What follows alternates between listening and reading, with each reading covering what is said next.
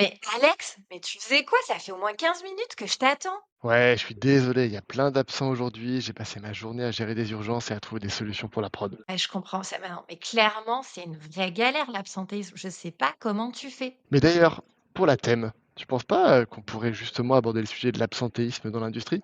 C'est vraiment une galère pour tous les RH et dirigeants dans l'industrie, non? La gêne, la La thème, tu sais, c'est le nom qu'on donne à la Talent Experience Masterclass. C'est les 9 masterclass digitales qu'on propose sur l'expérience collaborateur. Non mais attends, c'est génial, j'adore. C'est toujours du 15 au 17, non? Je crois que j'ai vu passer ça sur LinkedIn, non? Ouais, exactement. Et du coup, t'en penses quoi? L'absentéisme. Les RH galèrent avec ça, non? De fou. Et franchement, moi, je trouve que c'est carrément une bonne idée et tu sais, je crois que ça peut vraiment parler, à tous les RH qui gèrent des populations, terrain. On pourra donner plein d'exemples concrets. J'ai trop d'idées là qui me viennent, des solutions hyper activables à proposer. Bah, écoute, trop bien. Allez, go, on y va, c'est parfait. En plus, franchement, c'est gratuit, c'est en ligne. Tu penses qu'on peut avoir combien d'inscrits, toi? Franchement, on peut tabasser. Allez, moi, je dirais, 1 186 précisément. OK, parfait. Écoute, pari tenu, on y va. Bon, écoute, tu sais ce que je te propose? On fait une pub dans le podcast. Vu le nombre d'auditeurs que j'ai, qui bossent tous évidemment dans l'industrie, je suis sûre que le sujet va les intéresser. Et puis on mettra le lien dans la description pour s'inscrire. Qu'est-ce que t'en penses, ça te va? Meilleure idée, c'est le top. Bon, et bah go, c'est parti. Et bah écoute, merci. À plus, Alex. Salut! Hello les passionnés d'industrie, alors bienvenue sur le seul média qui parle vraiment des enjeux RH de ce secteur. Et son objectif? Vous partager des stratégies, des astuces et de l'actionnable pour redevenir l'industrie qui fait envie. Je suis Claire Tenaillot, je suis hôte de ce podcast et fondatrice de Be Wanted. Et mon job? Faire rayonner votre industrie. Je vous aide à structurer votre fonction RH et bâtir votre marque employeur. Ensemble, on élabore des stratégies d'attractivité et de fidélisation des talents qui puissent accompagner la croissance de votre industrie. Mais je ne suis pas seule à ce micro. Chaque lundi, je reçois un invité, dirigeant, DRH ou expert d'une thématique RH pour que vous repartiez avec un shot de bonnes pratiques et de benchmark. Allez, j'ai terminé, c'est parti pour l'épisode et bonne écoute. Salut François-Xavier, ça va? Ça va et toi? Bah écoute, ça va. Si tu as écouté quelques épisodes ou au moins un épisode, tu sais qu'on a un petit rituel ici. Donc c'est le moment de t'allonger sur le divan. T'es prêt? Allons-y. Alors, 3 questions. Qu'est-ce qui t'anime? Qu'est-ce qui te révolte? Et qu'est-ce qui te fait peur? Dis-nous tout. Qu'est-ce qui m'anime? Il y a le soutien il y a un vrai, alors ça va sonner un peu, servir la France, ça sonne toujours un peu grandiloquent, mais il y a un vrai côté très sympa dans mon métier. J'ai cette chance-là de pouvoir me dire, ce que je fais, ça sert vraiment à la vie quotidienne d'entrepreneurs, de leurs salariés, et donc c'est vraiment sympa de se dire, ça permet on peut pousser comme ça, aider l'économie, les gens à se développer. Ça, c'est vrai enjeu. Qu'est-ce qui me révolte? Shein, Temu et ce genre de trucs où ils jouent sur une hypocrisie. Enfin, la campagne de pub était absolument scandaleuse. Et donc les mecs démentent. Enfin, franchement, je me comprends. Enfin, théoriquement, on a une autorité de régulation de la publicité. Enfin, bon, bref. Donc ça, je vais m'arrêter là parce que si, il se pose derrière. Un épisode dédié juste sur ce sujet, si tu veux. Et en plus, ce qui est horripilant, c'est que en Chine, il n'y a pas que des esclaves ouïghours. Il y a des gens qui bossent et qui bossent bien. Mais quand on nous met, voilà, bref, ce genre de fast fashion complètement pourri au niveau écologique, sociétal, enfin tous les niveaux, et qui au passage flingue l'emploi en France. Alors c'est bien, on commence à se dire, tiens, finalement, ils ont peut-être plus le droit à faire les paquets gratuits et être exemptés de TVA, c'est un peu de progrès, mais quand même.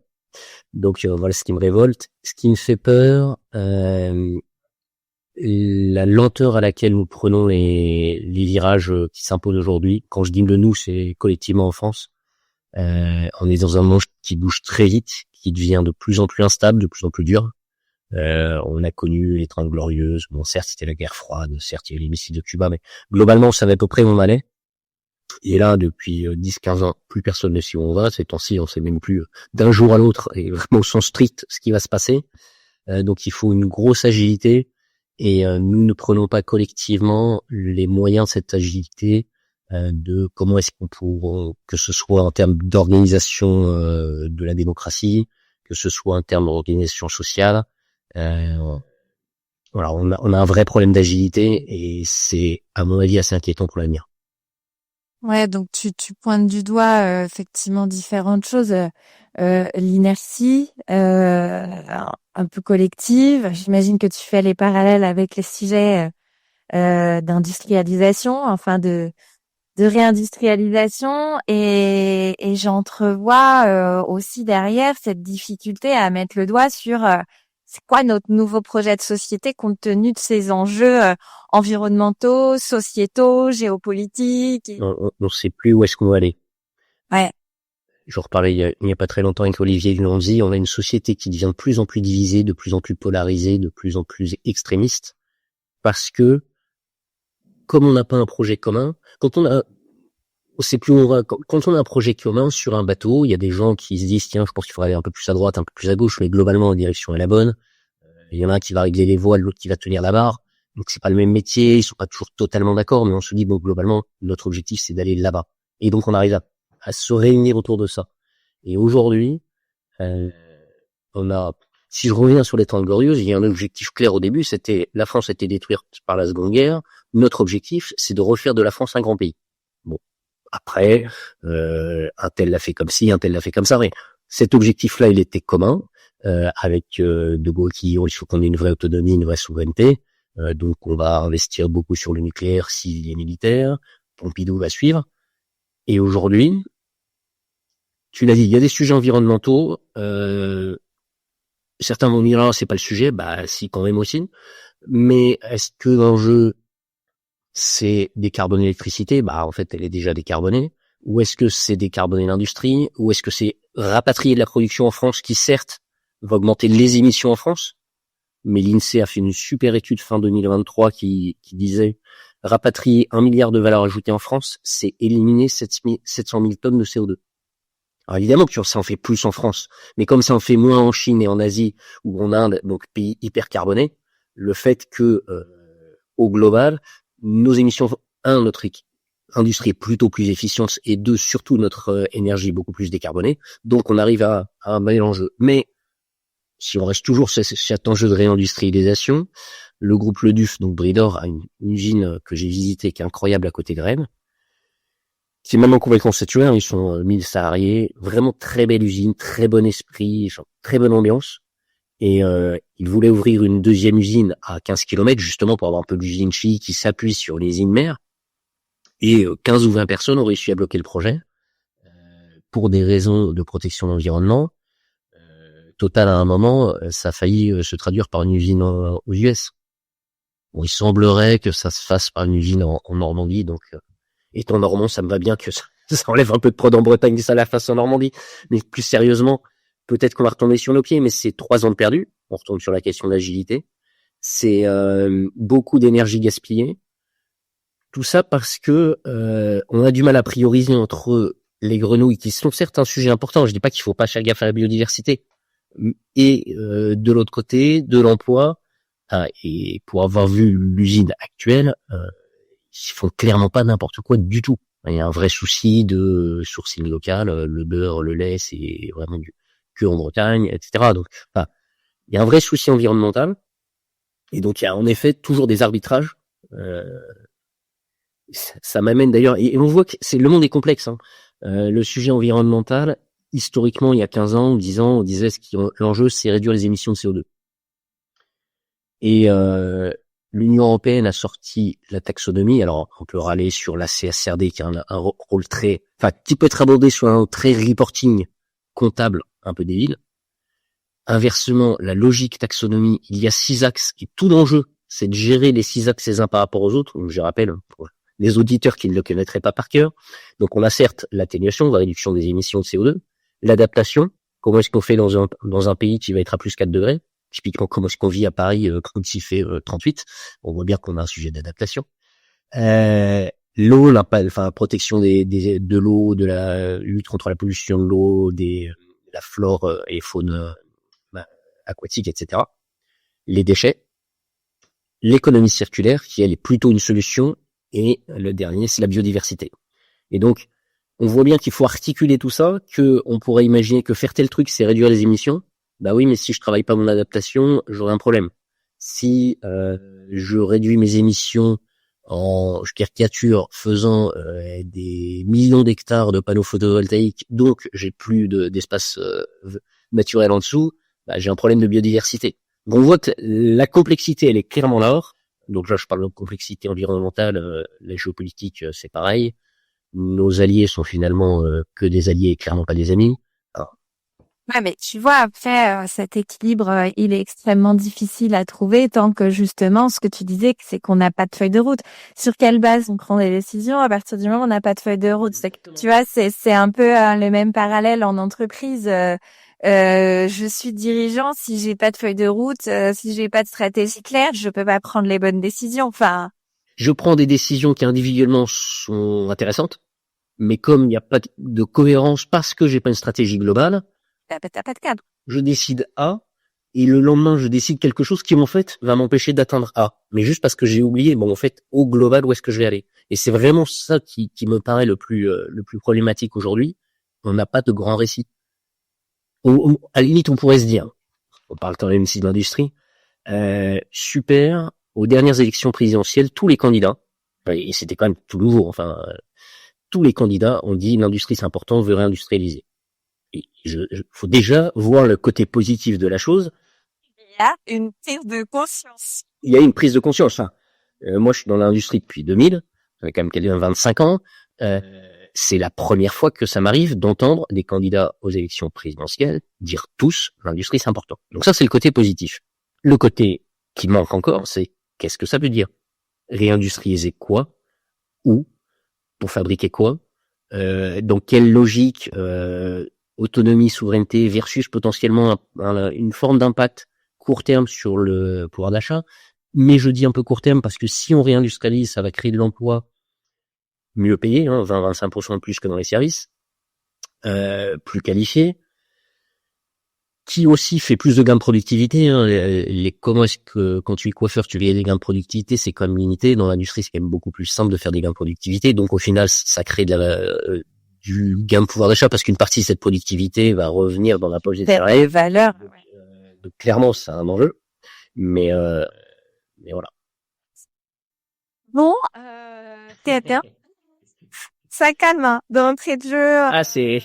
Mais et on est vraiment... En fait, ce qui est marrant, ce qui est intéressant, c'est qu'on est vraiment au milieu du game. Il y a des super choses qui se passent. Il y a des projets incroyables. Et de l'autre côté, alors on voit en fait des fleurs qui jaillissent d'un peu partout, mais à nouveau, ça fait pas un parterre ou un jardin à l'anglaise. C'est certainement le jardin à la française, c'est pas forcément ce qu'il faut viser, mais c'est pas encore un parc organisé à l'anglaise. C'est-à-dire voilà, ma cohésion, ma cohérence globale, elle est là. Ouais, je vois bien ce que tu veux dire. Et du coup, pour toi, c'est quoi l'industrie qui fait envie? Verte, digitalisée, souveraine dans une certaine mesure. Hein, on va pas tout refaire. Je prends un exemple qui me fait toujours rigoler. J'accompagne pas mal de startups industrielles. Et donc, je leur dis, mes corbeilles, vous savez, c'est vachement bien d'acheter. Posez-vous la question. Ils me disent, non, moi, tu comprends, je suis un start-upper industriel. Ce qui me fait rêver, c'est de produire. Je veux tout produire moi-même. Je dis, pas de problème, très bien. Et as-tu trouvé déjà la place pour ton haut fourneau? Parce que si tu veux tout produire toi-même, il va bien falloir fabriquer ton acier. Et là, évidemment, on se dit, ah oui, mais en fait, ça marche pas. Donc, la souveraineté, on va pas tout refaire en France. On n'a pas les matières premières qui vont bien. On a plein de trucs qu'on n'a pas. Et puis, ça n'a pas de sens.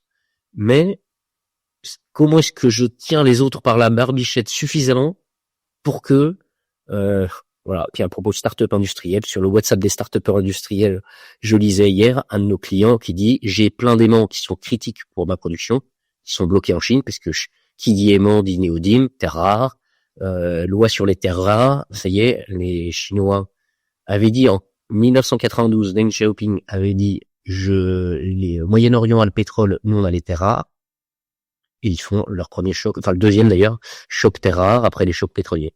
Et j'ai le pouvoir, je tiens le robinet, je coupe le robinet parce que c'est important pour moi. Et donc l'industrie qui fait envie pour toi, elle est digitalisée. Et donc, innovante. Alors, en fait, on va reprendre un peu ce qu'on appelle chez BPI France conseil maintenant, puisqu'on vient de changer de nom, le carré magique. D'abord, elle est productive, excellence opérationnelle, Lean 4.0, etc. On produit efficacement. Elle est innovante. Et Dieu sait s'il y a une capacité à innover aujourd'hui qui est absolument incroyable. Elle exporte. À nouveau, il faut qu'on importe. Il y a des choses qu'on doit importer, mais plus on exporte aussi, plus on se retrouve avec une balance commerciale à peu près équilibrée. Et donc, plus on est à nouveau à peu près équilibré en position de faiblesse. Et dernier point, elle est évidemment décarbonée, et plus largement que ça, pour revenir sur ce que j'évoquais sur la taxonomie, elle est cohérente avec tous les axes de la taxonomie et l'axe sociétal aussi. Donc vraiment, les axes ESG sont traités proprement dans cette industrie. Ok, top. Pour l'instant, j'ai donné que ton prénom. Donc, tu as carte blanche pour te présenter, t'introduire, nous dévoiler ton nom. Donc François-Xavier de Thiellois. Comme je le disais, je travaille dans ou autour de l'industrie depuis 25 ans maintenant. J'ai fait une quinzaine d'années vraiment dans l'industrie, dans des entreprises industrielles, à des postes opérationnels. J'ai démarré patron d'usine, c'était un vieux clou des années 60, le truc incroyable. Mais ça fait chier de dire mon premier poste, c'était directeur d'usine. J'avais 15 personnes, c'était génial, vraiment génial. J'ai fait dans cette période industrielle 7 ans en Espagne, à fabriquer des matériaux de construction pendant la crise espagnole. C'était passionnant, un peu rock'n'roll par moment quand même. J'avais fait un peu de conseil au milieu de ça. Ensuite, retour en France, j'ai fait de la pharma. En particulier, j'étais patron de la Visest Unit qui a fabriqué ou conditionné les vaccins Pfizer, célèbres, pendant le Covid. Donc ça m'a fait rire de voir Macron à l'entrée de l'usine que j'avais dirigée. Après ça, j'ai fait de l'IA dans une start-up de l'IA pour l'industrie. Comment est-ce que grâce à la data, on peut mieux piloter son process, on peut optimiser sa qualité et gagner en productivité. Et BPI France m'a appelé il y a un peu plus de 5 ans pour un métier que je ne connaissais, alors que en tant que start-upper, évidemment, je connaissais BPI France, m'a appelé pour un métier que je ne connaissais pas du tout, qui est certainement de nos métiers celui qui est le moins connu, qui s'appelle donc depuis hier le métier du conseil. Ça a l'avantage d'être au moins très clair. On fait du conseil, on fait aussi beaucoup de formation et on fait dans un cadre en général de mise en réseau, donc ce qu'on appelle des accélérateurs. On en fait une grosse quarantaine par an, 25-30 entreprises à chaque fois, qui sont regroupées soit géographiquement, soit par filière. Et pendant 18 mois, on va les accompagner en faisant de la formation, donc du collectif, et du conseil individuel. Et évidemment, on les met en relation, donc ils s'échangent entre pairs, et on rend en particulier tout ce qui est solitude du dirigeant, qui est évidemment un sujet hyper compliqué, hyper important pour les dirigeants de bien être accompagnés. Et donc j'ai démarré comme expert industrie du futur au 4.0, et puis depuis 3 ans maintenant, j'ai une petite équipe d'experts, donc quelqu'un sur le 4.0, des gens sur le climat environnement, les startups industrielles, et depuis l'année dernière aussi l'IA, puisqu'évidemment à nouveau avec le décollage de l'IA, il faut qu'on puisse accompagner nos clients sur ces sujets-là. Eh bien, écoute, merci pour ça. Et j'ai oublié de préciser le plus important, je suis marié, j'ai 4 enfants et j'en suis très content. Ah, et tu habites à Paris, c'est ça? Et j'habite à Saint-Cloud, très exactement. Saint-Cloud. Ok. T'as raison. C'est bien de le mentionner. Hein. On n'est pas là pour parler que boulot non plus. Ça, c'est savoir. Donc, c'est important. Exactement. Et juste un point d'ailleurs, c'est intéressant de la question de la localisation géographique. Mes équipes et moi sommes basés à Paris pour une raison simple, qui est liée à nouveau à l'organisation française, mais là plutôt géographique et le réseau. C'est quand même là qu'il y a le plus de TGV, donc TGV comme un moyen de transport vital pour nous. Est-ce que tu dis ça pour moi qui galère avec les trains depuis là où j'habite? Ah bah ça, le TGV c'est quand même magique. Autant les TER ça peut être plus compliqué, autant le TGV franchement c'est, faut reconnaître que c'est une vraie force de la France d'avoir un réseau ferroviaire typiquement qui fait que on va à Marseille en 3 heures, on va arrêter. Bon, on ne dira pas que j'ai fait un Nantes-Paris la semaine dernière qui a duré 6 heures. On va pas le dire. Ouais, t'as pris de chance. Honnêtement, et Dieu sait si dans nos équipes au global, donc les miennes et celles de mes collègues, on est des très gros consommateurs de train. Tant qu'on est en TGV, globalement, il n'y a pas trop de mauvaises surprises. Après, il y a des exceptions. C'est pas de bol, c'est tombé sur moi.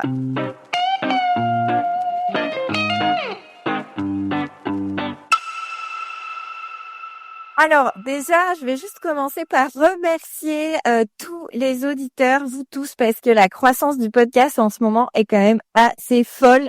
On est à peu près à 700 écoutes par mois, donc ce qui est quand même hyper important. Et un nombre d'abonnés grandissant de jour en jour, donc c'est trop bien. Merci à tous. Et pour soutenir le podcast, il y a un petit geste tout simple que vous pouvez faire, c'est ajouter 5 étoiles sur la plateforme sur laquelle vous écoutez. C'est pas grand-chose, ça prend 2 secondes, mais ça aide beaucoup pour la découvrabilité du podcast. Alors, je reviens à toi avant qu'on commence, même si on a déjà pas mal commencé notre échange parce qu'on avait trop hâte. Je commence par donc poser juste un peu de contexte. Donc, on a compris que du coup, tu occupais un rôle central auprès de BPI Conseil, du coup, depuis hier. C'est ça? Je ne me plante pas. Avant, ça s'appelait l'accompagnement. Mais comme, en fait, les banquiers, les investisseurs disent aussi qu'ils accompagnent, ce qui est une réalité, on s'est dit non, finalement, faut qu'on soit un peu plus explicite. Voilà. Donc, tu vois, j'avais marqué BPI France sur BPI France accompagnement sur mes notes. Donc, je réajuste en temps réel.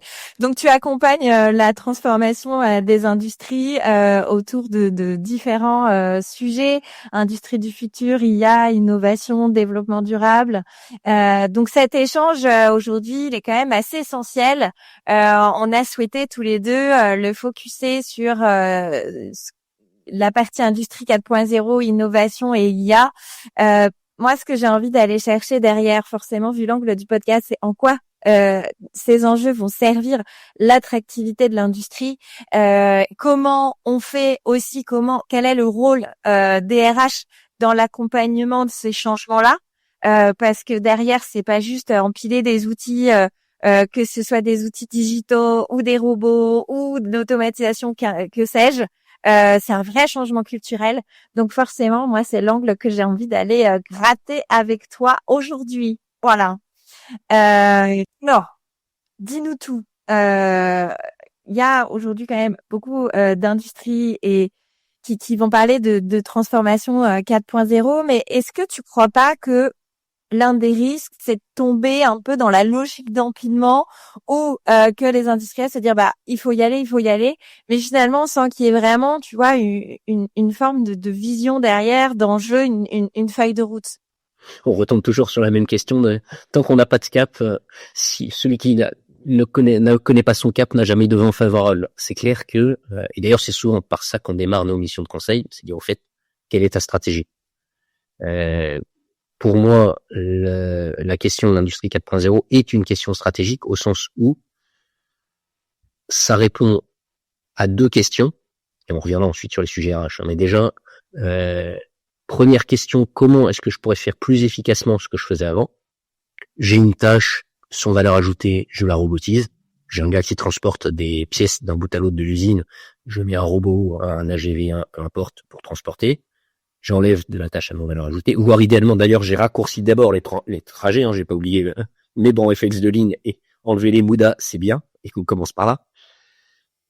Et l'autre question qui est beaucoup plus complexe mais beaucoup plus transformante, qui est qu'est-ce que je peux faire maintenant que je ne pouvais pas faire avant? Je vais prendre un exemple. Alors malheureusement, avant il y avait des vidéos sur YouTube, maintenant elle est plus accessible. Il y a un de nos clients qui s'appelle JPB System, qui est un usineur dans l'aéronautique. Et il y a l'interview d'un de ses opérateurs qui dit avant, je transportais vraiment les pièces d'un bout à l'autre. Maintenant, on a automatisé ça. Et donc, mon travail, c'est d'aider les machines à travailler mieux. Ça, c'est vraiment comment je fais mieux ce que je faisais avant.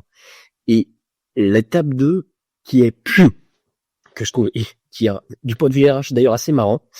Donc, ils travaillent en 2-8, 2 équipes, matin, après-midi. Et les équipes ont des primes, ça, jusque-là c'est assez classique, ils ont une prime sur la production de la nuit. Et tu me dis, c'est quand même curieux, puisqu'ils sont 2 équipes matin après-midi, pourquoi on parle de la production de la nuit? Typiquement, un des objectifs, c'est le soir, l'équipe part en ayant chargé les machines et ça doit tourner tout seul. Et donc, tu changes radicalement le mindset des opérateurs, du chef d'équipe, etc. C'est plus, au fait, je pousse mes pièces et puis elles viennent que pour un, c'est, je regarde ce truc-là, ça va parce que je suis là, ça va marcher. Mais si je ne règle pas, en fait, le petit problème, cette nuit, ça va pas produire, je n'aurai pas ma prime. Et donc, ça t'oblige à passer dans un mode de résolution de problèmes beaucoup plus riche, puisque tu dis, il faut que le problème soit tellement, on ait tellement travaillé la route cause, que en fait, le truc va marcher la nuit, et donc ça va bien fonctionner. Le demain matin, on aura produit plein de pièces. Donc c'est intéressant à la fois en termes de transformation et en termes de gestion RH qui va avec. Cette idée de mettre des primes sur quand les gens sont pas là, je trouve ça hyper intéressant. Ouais, parce que ça fait totalement, effectivement, changer de prisme. Mais ça nécessite, j'imagine, surtout si c'est de l'usinage, d'être hyper au clair sur les changements, enfin sur la partie SMED en fait, hein, finalement, les gérer les changements de série. Alors, ils ont assez peu de variétés produits, donc ça, c'est pas trop le sujet. En revanche, ça sous-entend aussi une boucle de rétroaction, où ça veut dire qu'en fait, la pièce sort du centre d'usinage, et est transportée vers la machine à mesurer tridimensionnelle, qui fait les prises de cote, et qui dit à la machine d'usinage, by the way, ton outil est en train de s'user, il faudrait que tu usines un peu plus comme ci, un peu plus comme ça. Évidemment. Oui, sinon ça marche pas. À nouveau, si on peut pas se permettre de faire 8 heures, même si c'est toujours la même pièce, on peut pas faire 8 heures sans mesurer. Et donc, à nouveau, en termes de qualité aussi, je passe d'un contrôle statistique, maîtrise statistique des procédés, etc., à me dire, c'est quand même risqué, donc mesure à 100%. Oui, dans l'aéro, c'est pas mal, ça fait plaisir au client de dire, t'inquiète pas, ma pièce, elle est mesurée à 100%. Le client est plutôt content. Mais alors justement, tu penses que c'est quoi le principal changement culturel que ça induit lorsque vous accompagnez une entreprise à se transformer autour des sujets-là? En fait, c'est marrant parce qu'on commence par un diagnostic et juste se dire, à nouveau, on est d'accord tous sur la situation, nos points forts, nos points d'amélioration. On connaît niveau clé. On fait, alors selon la taille de l'entreprise, 3 jours ou 13 jours de diagnostic. Avec interview des équipes. Ouais, au 16 jours, tu as dit, pardon? C'est 3 jours selon si c'est moins de 10 millions d'euros, l'entreprise fait moins de 10 millions d'euros, et 13 si elle fait plus de 10 millions. À nouveau, alors, on est plutôt orienté sur des critères de chiffre d'affaires pour mesurer la complexité. On sait que ce serait plus logique de mesurer en nombre de salariés. Maintenant, c'est des informations qui sont souvent moins fiables dans les comptes, etc. Et donc on se fie des informations qui sont auditées, c'est quand même plus sûr. Et donc les entretiens sont évidemment avec le dirigeant, son codir quand il en a un, ce qui dans les PME est pas toujours le cas. Et c'est un certain nombre d'interviews internes à un peu tous les niveaux hiérarchiques pour faire la restitution anonymisée bien sûr, d'abord aux dirigeants puis ensuite aux équipes. Et comme ça, on part déjà d'une base commune. Aujourd'hui, notre entreprise en est là. Souvent, statistiquement, un tiers des cas à peu près, on va enchaîner sur une mission qui va être vraiment stratégie. C'est rarement de définir la stratégie ex nihilo, parce qu'en fait, c'est plus ou moins de manière un peu floue dans la tête du dirigeant. C'est plutôt de dire, on va la poser, on la pose, on l'écrit, on la challenge bien sûr, on vérifie que c'est cohérent avec ton marché, etc. Et à nouveau, ça permet de communiquer un cap aux équipes. Et c'est ça qui va permettre le début de la transformation, parce que si les équipes ne savent pas où elles vont, on n'aura pas l'agilité. Si je reviens sur ce que je disais il y a un bon moment sur on a un vrai sujet d'agilité, pour être agile, sans que ce soit le bazar, et pour être agile en avançant dans une direction commune, faut savoir où est la direction commune, et ensuite, on peut laisser beaucoup d'autonomie aux gens, puisqu'ils savent que globalement, ça nous emmène dans le chemin où on veut aller, très bien, ou ah non, ça a l'air d'être une bonne idée, mais c'est pas du tout la direction commune, tant pis, j'y vais pas. Et du coup, une fois que tu as déployé une fois que vous avez accompagné le dirigeant à définir sa feuille de route sur ces sujets-là, comment t'embarques? Parce qu'il peut y avoir encore des résistances à ce moment-là au changement. Ouais. Il peut y avoir aussi des freins culturels, tu vois, ben on a toujours fait comme ça. Ça, le grand classique. Ouais, tu vois, il peut y avoir des appréhensions aussi de certains qui s'épanouissent dans leur job tel qu'il est aujourd'hui. Voilà, il peut y avoir tout un tas de freins à ce moment-là, et souvent les freins sont plutôt culturels. Donc, est-ce que tu peux nous en dire plus à ce moment-là? L'objectif du consultant, c'est de partir. Donc ça sous-entend de transmettre à l'entreprise ce qu'il faut pour qu'elle gagne en autonomie. Donc souvent, on a aussi pas mal de sujets hors ce qu'on appelle une mission org RH, donc organisation et ressources humaines. Je saurais pas dire combien, mais quand même une part vraiment pas négligeable de nos clients qui n'ont pas de comité de direction. Si t'as pas de comité de direction, typiquement, tu vas pas avoir de RH. Donc, tu vas pas avoir t'as pas de RH, et deux, tu n'as pas un lieu où on s'aligne en permanence sur au fait est-ce qu'on va toujours bien dans la direction qu'on s'est fixée. Et donc, on va travailler pas mal là-dessus. On a eu une époque, mais malheureusement avec le chômage qui remonte un peu, qui est moins aujourd'hui, un vrai sujet attractivité. Comment est-ce que je fais pour rendre mon entreprise attractive? Tu le dis souvent sur LinkedIn, les sites web des boîtes sont quand même souvent assez marqués de il y a 15-20 ans, c'est des photos un peu cracra, on parle de la techno, regarde mon produit, qu'est-ce qu'il est bien, et regarde ma techno, qu'est-ce qu'elle est solide. On montre un peu les muscles, mais C'est ça, mais plutôt les muscles, après avoir enlevé la peau, le truc un peu sanguinolent, pas très joli en fait, et puis bon, comment te dire, ça me fait pas vraiment, mais donc ça fait partie des sujets de comment on travaille l'attractivité. Si je reviens d'ailleurs sur le fait qu'on les fait beaucoup travailler au collectif, il y a toujours une journée RH dans les formations, et on les fait travailler en atelier. Qu'est-ce que vous-même vous avez mis en place comme action d'attractivité? En fait, l'enjeu c'est pas tellement d'inventer des trucs nouveaux, c'est plutôt que les uns et les autres s'inspirent et dire ah, tiens ça marcherait bien chez moi, ça ok c'est marrant ce que t'as fait mais chez moi ça marchera pas du tout, et donc se nourrir cet aspect de benchmark exactement et de partage de bonnes le pratiques, ouais. travail entre pairs est hyper utile. On l'a pendant le Covid, où justement la solitude était quand même vraiment importante, donc on va animer énormément, alors en visio forcément, mais de rencontres pour que tu puisses à nouveau se confier à qui est-ce que je parle quand je suis patron de mes états d'âme. Si j'ai des pairs, ça va, mais à part là, c'est compliqué. Et on revient nos clients.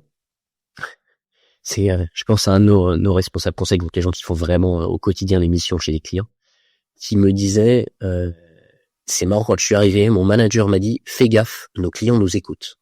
Et au début, j'ai pas compris ce que ça voulait dire. Et en fait, à nouveau, très en lien avec ce sujet de solitude, on a une relation hyper proche avec nos clients, qui fait que ils nous écoutent vraiment. Enfin, on leur dit. Là, il m'incite, par exemple, il dit voilà, si mon chef me dit ça, je comprends pas trop. Et puis une des premières missions que je fais, on fait un brainstorm avec un client, mais vraiment plan brainstorm, rien de formalisé, tout juste on dit tiens, faudrait qu'on réfléchisse à terre. 15 jours après, il voit le client dit ah bah ça et ça, j'ai déjà mis en place. Ok, c'est ça qu'on veut dire quand tu dis mon client écoute.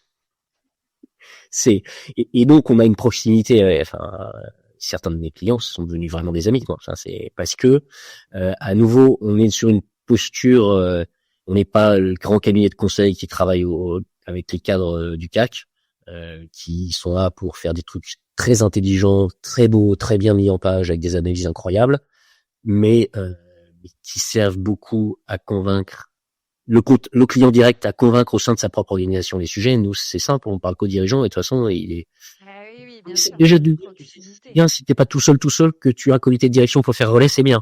Mais de toute façon, c'est lui le chef, c'est lui souvent l'actionnaire majoritaire. Enfin, quand il décide, et puis voilà. Donc, la conduite du changement, elle est vraiment à deux niveaux. D'abord, il faut qu'on embarque le dirigeant. Et ça, c'est en général assez facile. Et ensuite, on l'accompagne pour embarquer ses équipes. Je dis en général assez facile aussi parce qu'il y a un point que je n'ai pas mentionné, c'est que nous facturons nos clients toujours, mais ils ne payent pas l'intégralité du coût. Donc nous assumons avec l'argent de BPI, de l'État et plein d'autres sources, l'autre partie du coût. Et donc le client qui ne veut pas du tout mettre en œuvre. Et à un moment, on lui dit, écoute, t'es gentil, mais l'État et BPI-France investissent sur toi pour que tu te transformes et que tu grossisses et que tu fasses grossir l'économie française. Tu veux pas y aller, c'est ton choix, mais juste, nous, on n'ira plus avec toi. Ah. Et donc c'est d'ailleurs un vrai confort, il faut le reconnaître, de se dire, ça nous permet de choisir nos clients. Et inversement, on a des clients qui bougent à des vitesses absolument incroyables. Mais est-ce que, selon toi, si on parle d'attractivité, je suis dirigeant, je mets en œuvre une feuille de route autour du 4.0, de la digitalisation de mes processus industriels, etc. En quoi est-ce que ça sert concrètement l'attractivité de ma boîte? Je parle en termes d'attractivité candidat, hein, pas client. Tu sais que c'est mon angle. J'entends bien. J'ai déjà donné un premier fait. Quand on fait nos journées de formation 4.0, je leur envoie toujours, ou mes équipes envoient toujours un sondage. Pourquoi est-ce que vous faites vous travaillez 4.0? Les deux premières causes les deux premières raisons qui sont quasiment à égalité maintenant, c'est réduction de coûts, confort pour accompagnement du collaborateur. Parce que on va gagner physiquement. Si je mets un robot pour porter les pièces à la place du collaborateur, si je reprends le vieux clou que j'avais en première usine, l'usine était tellement vieille, donc on fabriquait du mortier, on avait du sable et du ciment. Tous les soirs, l'équipe ramassait en gros 1 tonne de sable et de ciment à la pelle pour les mettre à la poubelle. Bon, je suis désolé, c'est pas des conditions de travail normales. D'ailleurs, c'était une filiale de Saint-Gobain qui maintenant le patron, Benoît Bazin, patron de Saint-Gobain, était venu à l'époque dans l'usine et ma mission était de le convaincre qu'il fallait investir dans l'usine. Il est arrivé avec un beau costume bien bleu marine, très chic. Il est reparqué un costume plutôt bric-clair quand même, pour connaître. Et donc justement pour comprendre que c'était pas admissible qu'à 15 km de Paris, on est dans le groupe Saint-Gobain une usine de ce niveau-là. Et donc en l'occurrence, il a signé le chèque. Donc ça c'était bien, mission accomplie. Et maintenant on a une usine où les gens n'ont plus à ramasser 1 tonne de produits le soir là. Pour prendre un exemple super concret. Et c'est pareil, tout ce qui va être transport on a encore des usines, et ça n'est pas normal, ça n'est pas acceptable, on a encore des usines où il y a des gens qui portent des charges hyper lourdes, qui se font mal, qui ont des TMS, c'est pas normal. Et donc il y a cet enjeu ergonomique physique, il y a ça c'est plutôt sur l'aspect robotisation, il y a l'ergonomie mentale, si j'ose dire, charge cognitive. Si j'aide l'opérateur, autre exemple qui a rien à voir, grand groupe Michelin a mis en place sur la maintenance un truc en soi pas très compliqué, honnêtement, c'est en plus assez rapide à mettre en place, qui est faire de l'IA générative pour assister le technicien de maintenance. Il arrive sur la machine, il a son chatbot, bonjour, la machine machin, elle me met le code 373, parce qu'en plus les vieilles machines elles ont toujours des codes et puis c'est tout. T'as pris erreur 373, il est super. Débrouille-toi avec ça. Donc là, il se débrouille. Bonjour, la machine me dit erreur 373. Et là, il dit a priori c'est le problème. Et historiquement, la cause la plus probable, c'est celle-ci. La deuxième, c'est celle-là. La troisième, c'est celle-là. Chiffre Michelin. La première cause, 2/3 des cas. À la troisième, 99% des cas, on n'arrête pas la machine. Ouais. Donc, c'est hyper stressant quand t'es technicien de maintenance. C'est sur la machine qui est goulot. T'as le patron d'usine, t'as tout le monde qui te met la pression. Punaise, faut que ça redémarre. Là, t'as ta machine qui t'aide. Et d'ailleurs, ce qui est rigolo aussi, c'est que la qualité des tickets de maintenance a monté depuis. Parce que avant, je faisais le ticket de maintenance parce que mon chef me tapait dessus si je le faisais pas. Ouais. Donc je le faisais, ok. Aujourd'hui, je le fais parce que je sais que mon petit camarade ou moi, la prochaine panne, on sera hyper content d'avoir bien rempli le ticket de maintenance parce que ça me permettra de dépanner d'autant plus vite. Et donc là, on enlève du stress. C'est cool, là, effectivement, comme cas d'usage avec l'IA Gen, et où pour le coup, oui, là, tu as l'exemple concret de je soulage la pratique au quotidien des techniciens de maintenance. On sait qu'effectivement, en termes de stress, ils sont très vite éprouvés. Hein. Bon, après, il y a un côté d'eux qui aime ça, hein, les techniciens de maintenance. Mais ça n'empêche qu'il a quand même la pression de résoudre vite la machine, parce que c'est pas parce qu'on l'aide à faire ça que le patron d'usine lui dit pas bon t'es gentil mais il faudrait que ta machine redémarre. Donc il a toujours cette pression-là. Mais en revanche, il la gère plus facilement. Donc il a le côté cool. J'ai sauvé le monde. Et en plus, j'ai sauvé en étant plus serein sur le fait que je vais arriver à le sauver. Mais non, mais carrément, je trouve que c'est une belle illustration. Et tu sais, concrètement, comment bah, justement, ça c'est un vrai sujet qui est en train. D'ailleurs, j'ai vu ce matin qu'il y avait l'ESSEC qui se penchait sur à faire une grosse étude sur le job des RH pour cadrer justement les usages de l'IA, etc. Je sais pas si tu as vu passer ça. Donc j'ai hâte de voir l'étude. Là, elle commence. On en manque encore un peu. Mais je suis RH. Je mets en place donc des usages au quotidien de mes opérateurs, de mes techniciens au travers de l'IA. Aujourd'hui, quel est mon rôle? Comment les dirigeants embarquent aussi les RH dans ces déploiements-là? Est-ce que tu peux nous faire part un peu de ton rétexte sur ces sujets-là? Dans les PME, là, c'est un biais très PME.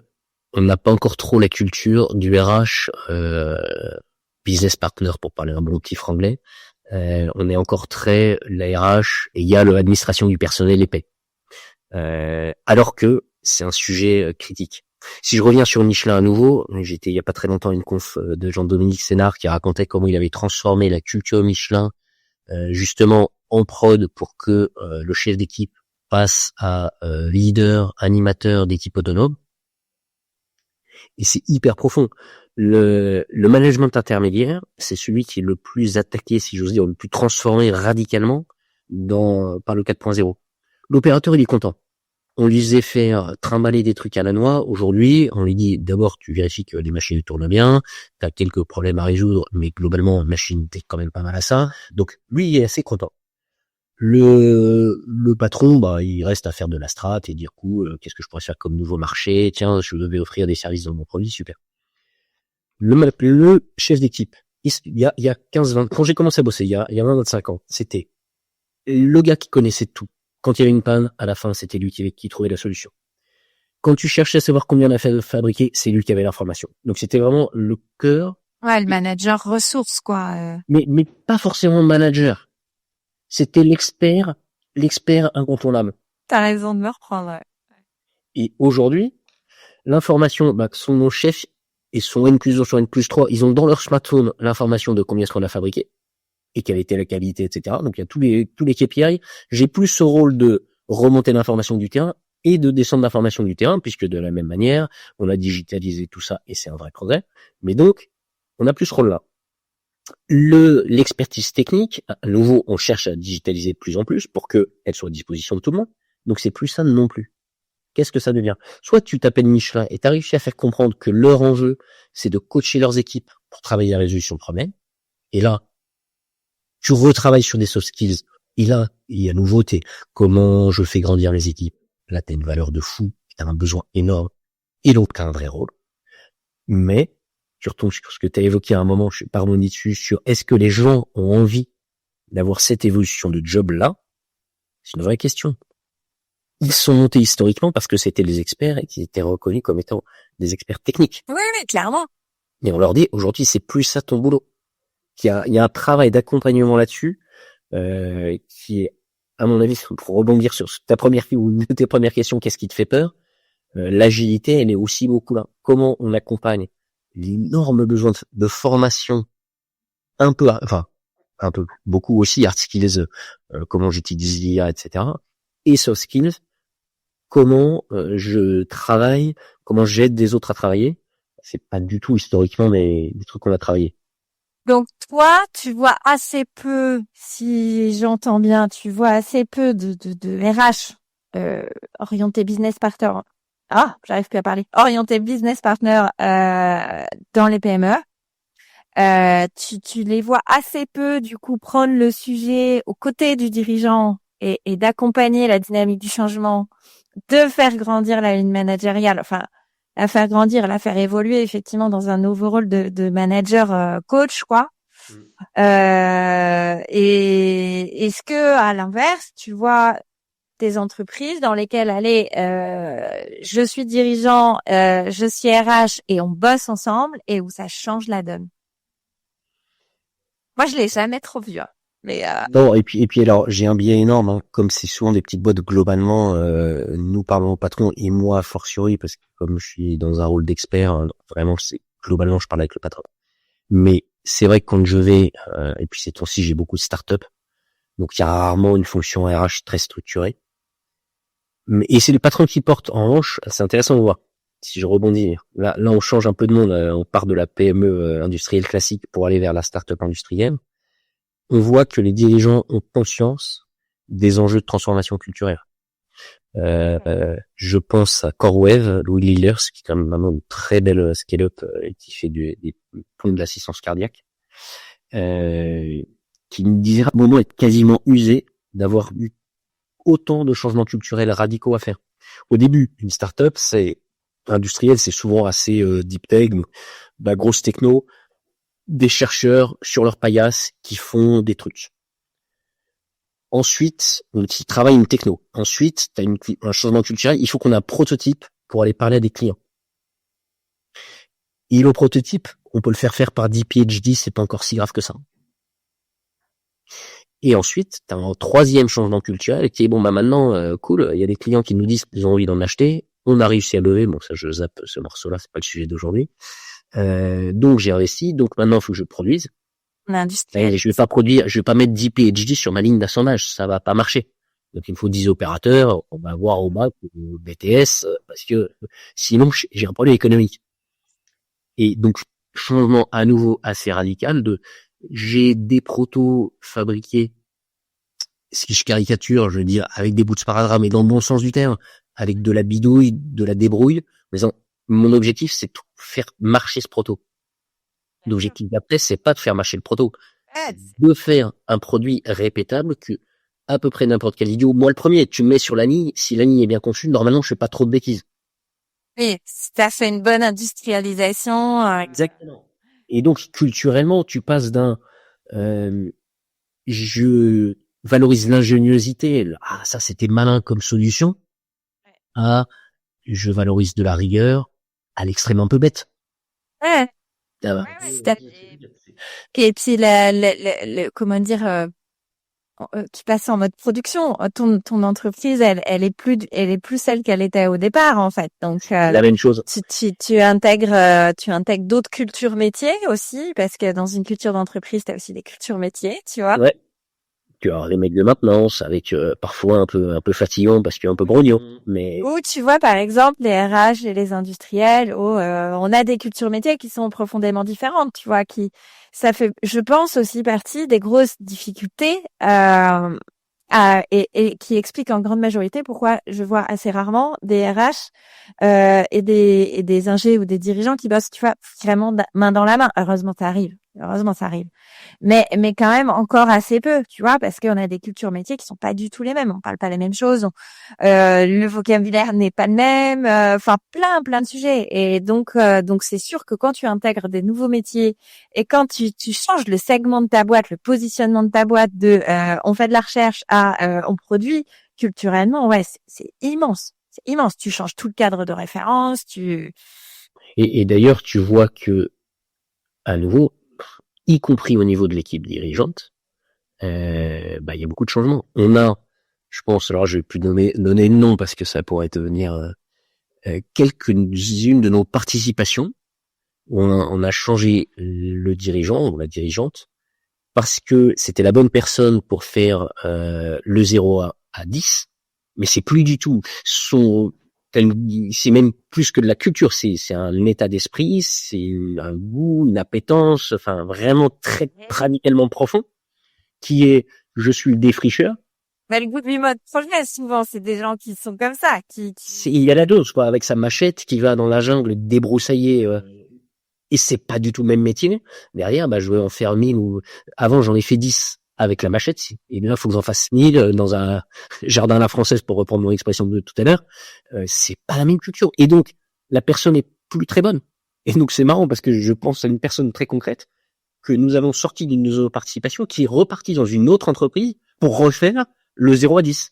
Bah ouais. Où j'ai entendu dire, qu'est-ce qu'elle réussit bien. Bah oui, forcément. C'est ça qui l'a fait triper. C'est ça où vraiment elle a son truc très différenciant. Et c'est une vraie question pour le dirigeant de comment j'accompagne, qui je garde, à qui je dis t'es plus la bonne personne pour l'étape d'aujourd'hui. Ça ne veut pas dire que tu es mauvais, c'est-à-dire que tu as été excellent sur la phase d'avant. Aujourd'hui, c'est plus et inversement, la personne que j'embauche n'aurait pas du tout pu faire le début. Là, c'est pas les mêmes compétences. Ouais, puis tu vois, ça c'est pareil quand t'arrives à ces niveaux de changement dans une entreprise. L'impact des changements côté direction, il est énorme, hein, culturellement. Surtout dans des boîtes qui sont encore à taille humaine. Tu vois, c'est sûr que quand t'es dans une boîte avec, je sais pas, 5000, 6000, 10 000 salariés, bon, sur le terrain, ça va pas forcément leur changer la face du monde.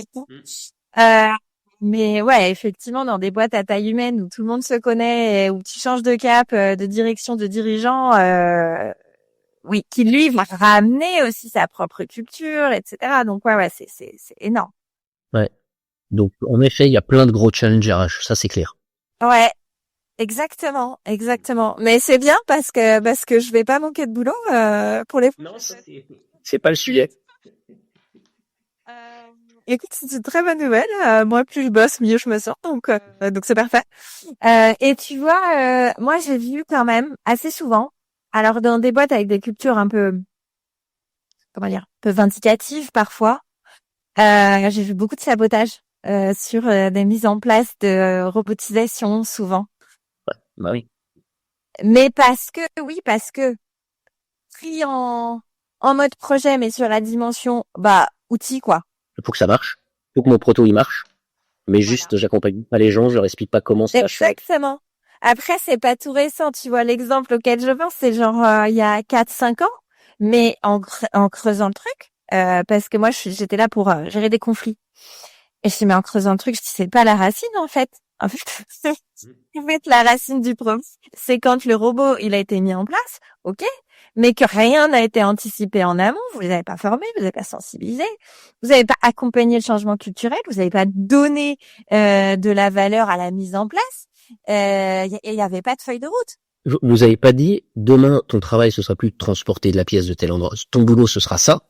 Et donc, je t'accompagne vers ce nouveau ça. Et qu'est-ce que tu veux, les gens disent, ils stressent et agissent, situation de stress, je me fie, je fuis ou j'attaque. Sabotage. Et donc, c'était la version j'attaque. Mais ça aurait pu être, je me mets en arrêt maladie, ça aurait été pareil. Non, mais c'est ça. Et en effet, ça fait vraiment partie des trucs en effet qu'on explique aux dirigeants. Dans nos missions, il y a tout un enjeu de comment est-ce qu'on s'assure que le dirigeant a compris que ses équipes vont être impactées.